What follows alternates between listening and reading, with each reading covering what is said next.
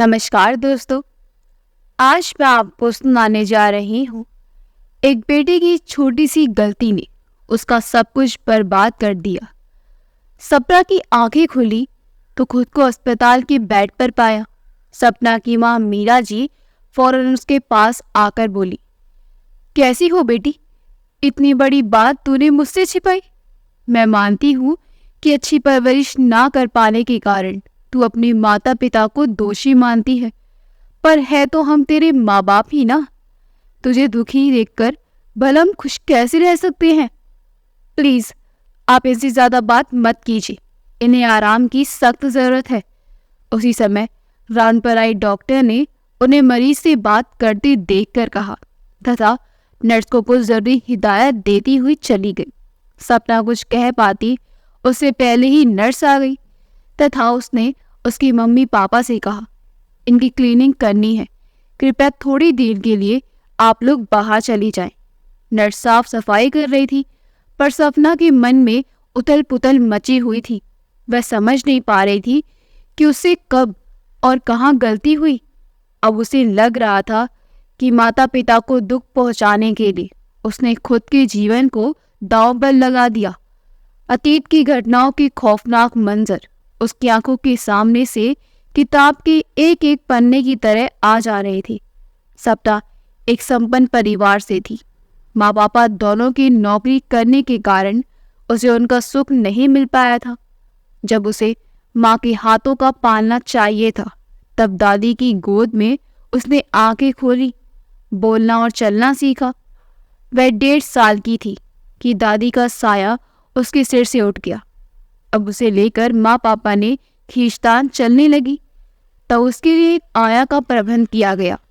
एक दिन माँ ने आया को दूध में पानी मिलाकर उसे पिलाते और बच्चा दूध खुद पीते देख लिया तो उसकी गलती पर उसे डांटा, तो उसने दूसरे दिन से आना ही बंद कर दिया। अब उसकी समस्या उनके सामने फिर से खड़ी थी। दूसरी आया मिली तो वह पहले से भी ज्यादा तेज और चालाक निकली। उसे अकेला छोड़कर वह अपने प्रेमी के साथ गप्पे लड़ाती रहती। पता लगने पर माँ ने उसे भी निकाल दिया। वह 2 साल की थी, फिर भी उसकी जेहन में आज भी क्रेज की आया का प्रताप अंकित था। उसके स्वयं खाने का पानी पर डांटना, जलाना, यहाँ तक कि मारना, पता नहीं और भी क्या किया। दहशत इतनी थी कि जब भी माँ उसे क्रैच में छोड़ने के लिए जाती तो सपना पहले से ही रोने लगती थी, पर माँ को समय से ऑफिस पहुंचना होता था, इसलिए उसके रोने की परवाह ना कर वह उसे आया को सौंपकर चली जाती थी। जब वह पढ़ने लायक हुई तब स्कूल में उसका नाम लिखवा दिया गया। स्कूल की छुट्टी होती तो कभी माँ तो कभी पापा उसे स्कूल से लाकर घर छोड़ देते तथा उससे कहती कि उनके अलावा कोई भी आए तो दरवाज़ा मत खोलना और ना ही बाहर निकलना। देखने के लिए दरवाजे में उसकी हाइट के अनुसार आई पीस लगवा दिया। एक दिन वह पड़ोस में रहने वाले हरीश की आवाज़ सुनकर बाहर चली गई तथा उसके साथ खेलने लगी। तभी रीमा जी आ गई। खुला घर तथा उसे बाहर खेलते देख वह क्रोधित हो गई। दूसरे दिन से वह सपना को घर में बंद करके जाने लगी। एक दिन उसे न जाने क्या सूझा कि घर की पूरी चीजें जो उसके दायरे में थी उसने नीचे फेंक दी।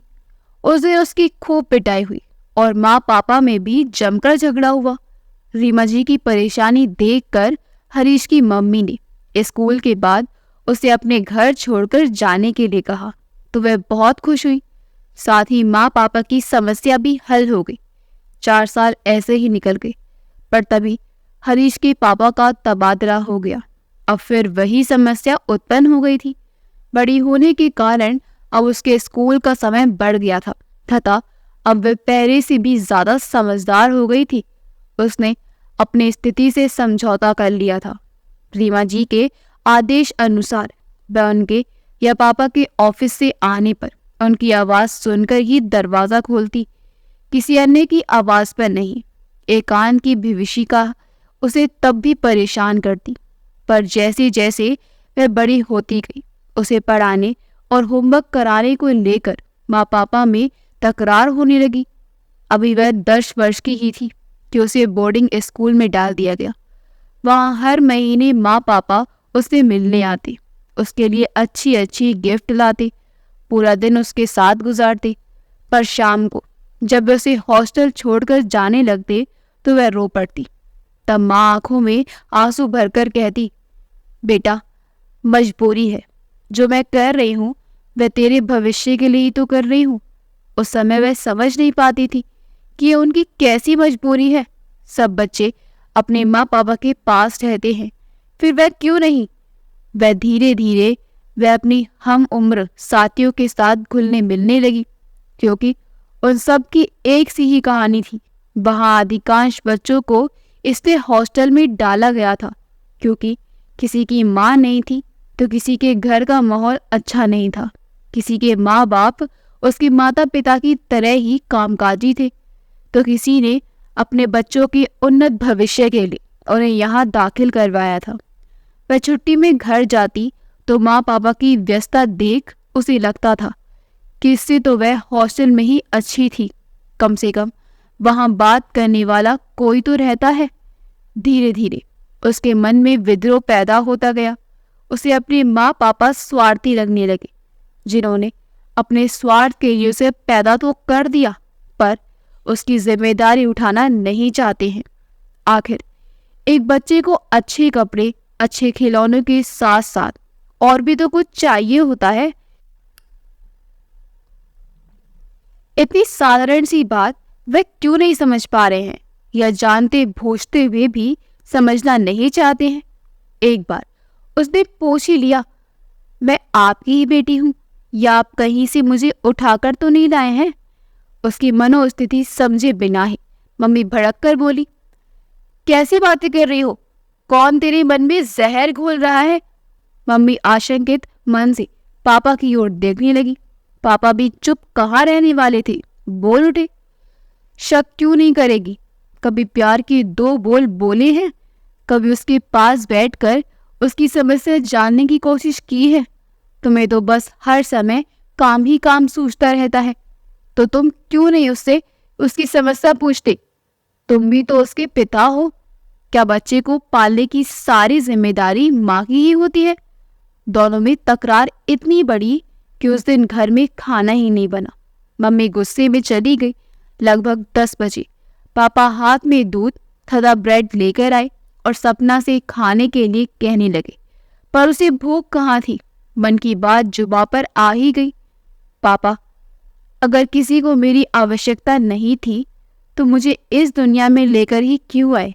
मेरी वजह से आप और मम्मी में झगड़ा होता है। मुझे कल ही हॉस्टल छोड़ दीजिएगा, मेरा यहाँ मन नहीं लगता। पापा ने प्यार से उसके सिर पर हाथ फेरते हुए कहा, ऐसा नहीं कहते बेटा, ये तेरा घर है। सपना बोली, घर? कैसा घर पापा? मैं पूरा दिन अकेले रहती हूँ। आप और मम्मी आते भी हैं तो सिर्फ अपनी अपनी समस्या लेकर आते हैं। मेरे लिए आप दोनों के पास समय ही नहीं है। पापा उदास मन से ऑफिस चले गए, पर उस दिन उसे अपने मन में बार बार उमड़ी बात कहने पर बहुत संतुष्ट मिला था। बहुत इस अकेलेपन के बावजूद इसके पास कुछ खुशनुमा पल थे। गर्मियों की छुट्टियों में जब वह 15 दिन किसी हिल स्टेशन पर घूमने जाते, उसके जन्मदिन पर उसकी मनपसंद ड्रेस के साथ उसको उपहार भी खरीदवाया जाता। यहाँ तक कि हॉस्टल में वार्डन से इजाज़त लेकर उसके जन्मदिन पर एक छोटी सी पार्टी आयोजित की जाती तथा उसकी सभी दोस्तों को गिफ्ट भी दी जाती। फिर जैसे जैसे मैं बड़ी होती गई, अपनों के प्यार से तरसते मन में विद्रोह का अंकुर पनपने लगा। यही कारण था कि पहले जहाँ वह चुप रहा करती थी, अब अपने मन की भड़ास निकालने लगी थी तथा उनकी इच्छा के खिलाफ काम करने लगी थी। ऐसा करके वह न केवल सहज हो जाया करती थी, वरना माँ पापा के लटके चेहरे देखकर उसे असीम आनंद मिलने लगा था। जाने क्यों उसे लगने लगा था, जब इन्हें ही मेरी परवाह नहीं है तो मैं ही इनकी परवाह क्यों करूं। इसी मनोस्थिति के चलते एक बार वह छुट्टियों में अपने घर न आकर अपने मित्र गौरी के घर चली गई। वहाँ उसके मम्मी के प्यार और अपना तत्व ने उसके सूने मन में उत्साह का संचार कर दिया। वही उसने जाना कि घर ऊंची ऊंची दीवारों से नहीं, उसमें रहने वाले लोगों की प्यार और विश्वास से बनता है। उसका घर तो इनके घर से भी बड़ा था, सुख सुविधाएं भी ज्यादा थी, पर नहीं था तो प्यार के दो मीठे बोल, एक दूसरे के लिए समय, प्यार और विश्वास का सुरक्षित कवच। वास्तव में प्यार से बनाए माँ के हाथ के खाने का स्वाद कैसा होता है, उसने गौरी की माँ के हाथ के बने खाने को खाकर जाना, वरना वह सदा रसोई के हाथ का बना खाना ही खाती रहती थी। उनको गौरी की एक फरमाइश पूरी करते देख एक बार उसने पूछा था, आंटी, आपने गौरी को खुद से दूर क्यों किया? तब उन्होंने सहज उत्तर दिया था, बेटा, यहाँ कोई अच्छा स्कूल नहीं है। गौरी के भविष्य के लिए हमें ये निर्णय लेना पड़ा। गौरी इस बात को जानती है, इसलिए इसने इसे सहजता से लिया। घर ना आने के लिए माँ का फोन आने पर उसने रोके स्वर में उत्तर दिया, मैं यहीं अच्छी हूँ, आप और पापा ही घूम आओ, मैं नहीं जाऊंगी, क्योंकि लौटकर आने के बाद तो आप और पापा फिर नौकरी पर जाने लगोगे और मुझे अकेले ही घर में रहना पड़ेगा। मैं यहाँ गौरी के पास ही अच्छी हूँ, कम से कम यहाँ मुझे घर होने का एहसास तो हो रहा है। सपना का ऐसा व्यवहार देखकर गौरी की माँ ने अवसर पाकर उसे समझाते हुए कहा, बेटा, तुम मेरी बेटी जैसी हो, मेरी बात का गलत अर्थ मत लगाना। एक बात मैं तुमसे कहना चाहती हूँ, अपने माता पिता को तुम कभी गलत मत समझना। शायद उनकी भी कोई मजबूरी रही होगी जिसे तुम अभी समझ नहीं पा रही हो। आंटी, अपने बच्चे की परवरिश से ज्यादा एक माता पिता के लिए और भी कुछ जरूरी है, सपना ने कहा। बेटा, सबकी प्राथमिकताएं अलग अलग होती हैं। कोई घर परिवार के लिए सब कुछ त्याग देता है, तो कोई अपने कैरियर को भी जीवन का ध्येय मानते हुए घर परिवार को सहेजना चाहता है। तुम्हारी माँ कैरियर वूमन है और उन्हें अपने कैरियर से प्यार है, पर इसका ये अर्थ कदापि नहीं है कि वह तुमसे प्यार नहीं करती है। मैं जानती हूँ कि वह तुम्हें ज्यादा समय नहीं दे पाती, पर क्या उन्होंने तुम्हें किसी बात की कमी होने दी? आंटी की बात मानकर सपना घर आई तो माँ उसे अपने सीने से लगाकर रो पड़ी। पापा का भी यही हाल था। हफ्ते भर माँ छुट्टी लेकर उसके पास ही रही, उससे पूछ पूछ कर खाना बनाती और खिलाती रही। तब अचानक उसका सारा क्रोध आंखों के रास्ते बह निकला था। तब उसे एहसास हुआ था कि माँ की बराबरी कोई नहीं कर सकता। पर जैसे ही उन्होंने ऑफिस जाना शुरू किया, घर का सूनापन उसके मन मस्तिष्क पर फिर से हावी होता गया। अभी छुट्टी के 15 दिन बाकी थे, पर लग रहा था जैसे उसे आए हुए वर्षों हो गए हैं। शाम को मम्मी पापा के आने पर उनके पास बैठकर वह ढेरों बात करना चाहती थी, पर कभी फोन की घंटी बज उठती तो कभी कोई आ जाता, कभी माँ पापा ही उसकी उपस्थिति से बेखबर किसी बात पर झल्ला उठते, जिससे घर का माहौल तनावपूर्ण हो उठता। ये सब देखकर सपना के मन में विद्रोह फिर पनपने लगा। सपना हॉस्टल जाने लगी तो मम्मी ने उसके लिए नई ड्रेस खरीदी, जरूरत का अन्य सामान खरीदवाया, यहाँ तक कि उसकी पसंद की खाने की कई तरह की चीजें खरीद कर रखी। फिर भी ना जाने क्यों इन चीजों में उसे माँ का प्यार नजर नहीं आया। उसने सोच लिया, जब उन्हें उससे प्यार ही नहीं है तो वह उनकी परवाह क्यों करे। अब फोन आने पर वह मम्मी से ढंग से बात नहीं करना चाहती थी। वह कुछ पूछती तो बस हाँ में उत्तर देती। उसका रूप देखकर एक बार उसकी माँ उससे मिलने भी आई तो भी पता नहीं क्यों उनसे बात करने का मन ही नहीं किया। मानो वहाँ अपने मन के बंद दरवाजे से बाहर निकलना ही नहीं चाह रही हो। छुट्टियां पड़ी तो उसने अपनी वार्डन से वहीं रहने का आग्रह किया। पहले तो वह मानी नहीं, पर जब उसने उन्हें अपनी व्यथा बताई तो उन्होंने उसके मम्मी पापा को सूचना देकर रहने की इजाजत दे दी। उसका ये रूप देखकर मम्मी पापा ने आकर उसे समझाना चाहा तो उसने साफ शब्दों में कह दिया, घर से तो मुझे यही अच्छा लगता है, कम से कम यहाँ मुझे अपनापन तो मिलता है। मैं यहीं रहकर कोचिंग करना चाहती हूँ। मुझे मन के सपना के मम्मी पापा दोनों वार्डन को उसका ख्याल रखने के लिए कहकर चली गई। कुछ दिन तो वह हॉस्टल में रही, किंतु सूना हॉस्टल उसके मन के सूनेपन को और बढ़ाने लगा। अब उसे ना जाने क्यों किसी से मिलना भी अच्छा नहीं लगता था, क्योंकि वह जिससे भी मिलती वही उसके घर के बारे में पूछता और वह अपने घर के बारे में किसी को क्या बताती। अब ना उसका पढ़ने में मन लगता और ना ही किसी अन्य काम में, यहाँ तक कि वह क्लास भी मिस करने लगी थी। नतीजा ये हुआ कि वह फर्स्ट टर्म में फेल हो गई। सपना की ये दशा देखकर एक दिन वार्डन ने उसे बुलाकर कहा, बेटा, तुम्हें देखकर मुझे अपना बचपन याद आता है। यही अकेलापन, यही सूनापन मैंने भी सब कुछ भोगा है। अपने माता पिता के मरने के पश्चात चाचा चाची के ताने, चचेरे भाई बहनों की नफरत सब झेली है मैंने, पर मैं कभी जीवन से निराश नहीं हुई, बल्कि जितनी भी मन में चोटें पड़ती गई उतनी ही विपरीत परिस्थितियों से लड़ने का साहस मन में पैदा होता गया। जीवन से भागना बेहद आसान है बेटा, लेकिन कुछ सार्थक करना बेहद कठिन। पर तुमने तो आसान राह ढूंढ ली है। न जाने तुमने ये कैसा वहम पाल लिया है कि तुम्हारी माता पिता तुम्हें प्यार नहीं करते हैं। हो सकता है उनकी कुछ मजबूरी रही हो जिसे तुम अभी समझ नहीं पा रही हो। तुम्हारे माता पिता तो हैं, पर जरा उन बच्चों के बारे में सोचो जो अनाथ हैं, बेसहारा हैं या दूसरों की दया पर पल रहे हैं। फिर ऐसा करके तुम किसे कष्ट दे रही हो, अपने माता पिता को या खुद को। जीवन तो तुम्हारा ही बर्बाद होगा। जीवन बहुत बहुमूल्य है बेटा, इसे व्यर्थ ना होने दो। दूसरों की तरह वार्डन का समझाना भी उसे बेहद नागवार गुजारा था, पर उनकी एक बात उसके मन में मस्तिष्क में रह रहकर गूंज रही थी। जीवन से भागना बेहद आसान है बेटा, पर कुछ सार्थक करना बेहद कठिन।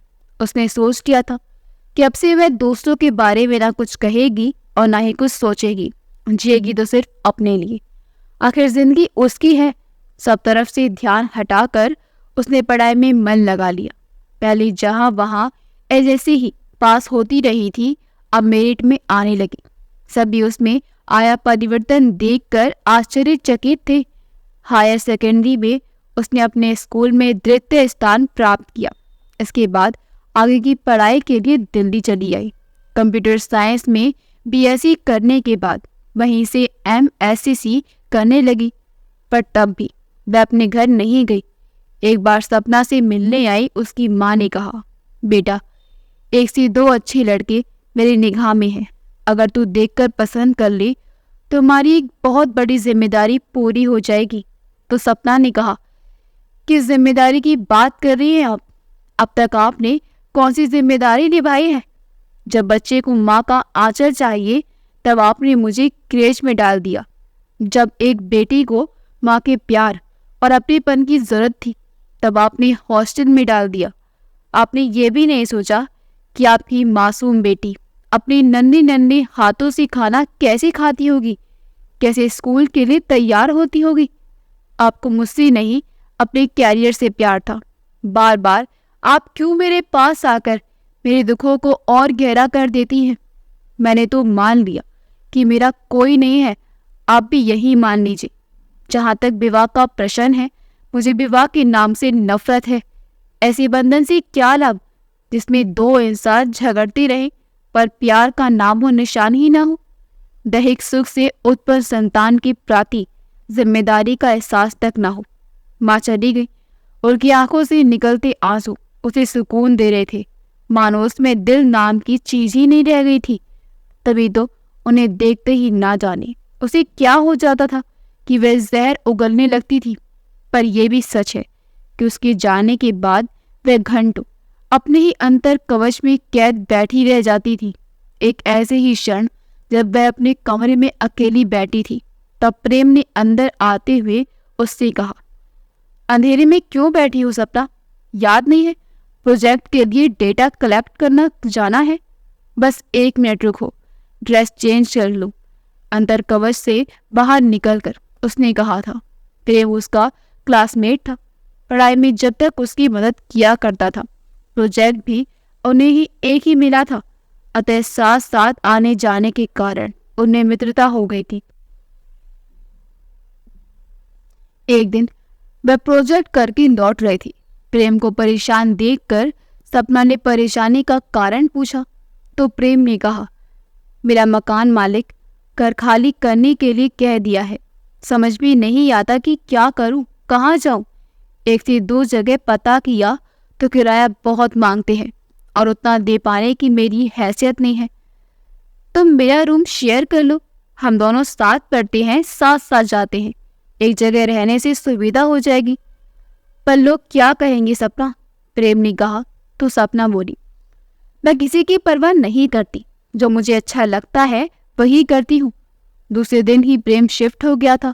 उसकी मित्र बीना ने उसके इस फैसले पर विरोध करते हुए उसे चेतावनी भी दी थी, पर उसका यही कहना था कि उसे किसी की परवाह नहीं है, उसकी जिंदगी जैसी चाहे जिए, किसी को कुछ भी कहने का अधिकार नहीं है।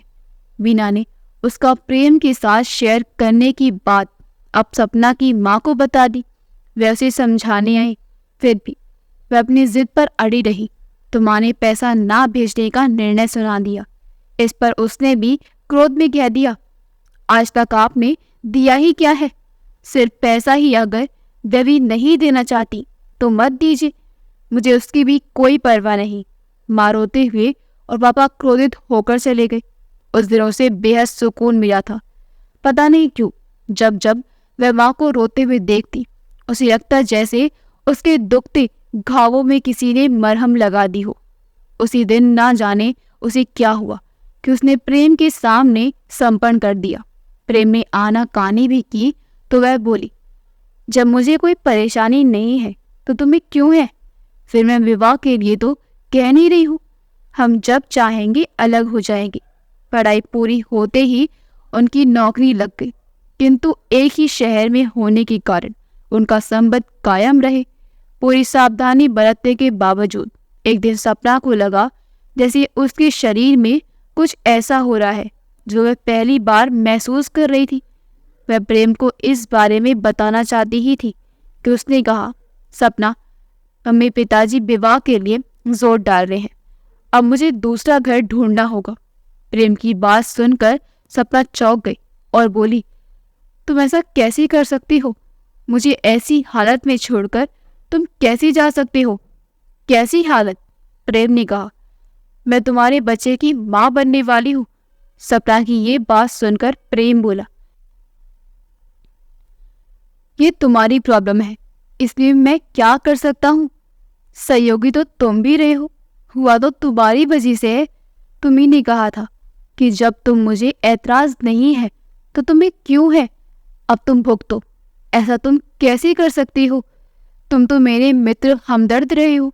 सपना ने कहा, देखो सपना, पिताजी मेरा विवाह तय कर चुके हैं और उन्हें मना करना मेरे लिए संभव नहीं है। फिर मैं तुम्हारी जैसी लड़की के साथ संबंध कैसे बना सकता हूँ जो विवाह जैसी रीति में विश्वास ही ना करती हो और विवाह से पहले ही अपना शरीर किसी को दे देने में उसे कुछ आपत्तिजनक नहीं रखती हो। परंपराओं की दुहाई मत दो प्रेम, तुम भी विवाह से पहले संबंध बना चुके हो। क्या तुम उस लड़की के साथ अन्याय नहीं करोगे जिसके साथ तुम विवाह कर रहे हो? सपना ने कहा, मेरी बात और है, मैं पुरुष हूँ। फिर तुम्हारे पास प्रमाण क्या है? प्रमाण की बात सुनते ही सपना गुस्से से थरथराती हुई प्रेम को मारने के लिए झपटी। वह तेजी से हटा तो सामने रखी टेबल से सपना टकराए और जमीन पर गिर गई। असहनीय दर्द के कारण पेट पकड़कर वे वहीं बैठ गई। प्रेम ने उसे उठाना चाहा तो उसने चिल्लाकर कहा, मुझे छूना मत, तुमने मुझे धोखा दिया है। तुम मेरी जिंदगी में ना कभी थे, ना हो और ना ही रहोगे। चले जाओ मेरे घर से। प्रेम अपना सामान समेट कर चला गया। पूरी रात वह रोती रही। पेट दर्द सहा नहीं गया तो उठकर उसने पेन किलर खा ली। सपना को बार बार यही लगता रहा कि क्यों उसे किसी का प्यार और विश्वास नहीं मिलता। पहले माता पिता और अब प्रेम। खैर, सुबह तक पेट दर्द तो ठीक हो गया था पर मन अभी भी ठीक नहीं हुआ था। सपना ने नहीं सोचा, उसने माना कि यह बच्चा उसकी जिंदगी में जबरदस्ती आ गया है, पर है तो उसका अपना। पर वह अकेली कैसे इस बच्चे की परवरिश कर पाएगी? क्या अपने बच्चे को वह प्यार दुलार और अपना तत्व दे पाएगी जिसके लिए वह अपने माता पिता को दोष देती रही थी। मन में अजीब सी कशमकश चल रही थी। अपने कैरियर की जहां वह बच्चे का बलिदान देना चाहती थी, वह उसके प्रति स्नेह भी जागने लगा था। वह जानती थी कि बिना विवाह के माँ बनना समाज सह नहीं पाएगा। उसके माता पिता सुनेंगे तो जीते जी ही मर जाएंगे। आज ना जाने क्यों माँ के शब्द उसके कानों में गूंज रहे थे, जिन्होंने उसे प्रेम के साथ रहते देख रहे थे। बेटा, माना कि मैं तुझे उतना प्यार दुलार नहीं दे पाई जिसकी तू आकांक्षी थी। मैं अपराधी हूँ तेरे पर। मेरे किए की सजा तू खुद को तो ना दे। आज भी हमारा समाज विवाह पूर्व संबंधों को मान्यता नहीं देता है। ऐसे संबंध अवैध ही कहलाएंगे। उस समय तो वह सिर्फ वही करना चाहती थी जिससे उसका माता पिता को चोट पहुंची। प्रेम जिस पर उसने विश्वास किया, उससे उसी ही ऐसी उम्मीद नहीं थी। बार बार प्रेम के शब्द उसके मन मस्तिष्क में गूंजकर उसके अस्तित्व को नकारने लगते कि मैं तुम्हारी जैसी लड़की के साथ संबंध कैसे बना सकता हूँ जब विवाह जैसी संस्था में विशेष ही ना करती हो। कभी मन करता कि आत्महत्या कर ले, पर तभी मन उसे धिक्कारने लगता। उसे अपनी वार्डन के शब्द याद आते कि जीवन से भागना बेहद आसान है बेटा, लेकिन कुछ सार्थक करना बेहद ही कठिन। पर तुमने तो आसान राह ढूंढ ली है। वह कोई निर्णय नहीं ले पा रही थी। ऑफिस में छुट्टी अर्जी भिजवा दी थी। कश्मकश इतनी ज़्यादा थी कि उसका ना बाहर निकालने का मन कर रहा था और ना ही किसी से मिलने का। पेट में दर्द उठता, पर वह डॉक्टर को दिखाने के बजाय दर्दनाशक दवा खाकर दबाने की कोशिश करती रही। एक दिन जब वह ऐसे ही दर्द में तड़प रही थी, तभी वीना मिलने आ पहुंची। उसकी ऐसी दशा देखकर वह अचंभित रह गई तथा उसे जबरन अपनी गाड़ी में बिठाकर डॉक्टर के पास ले गई।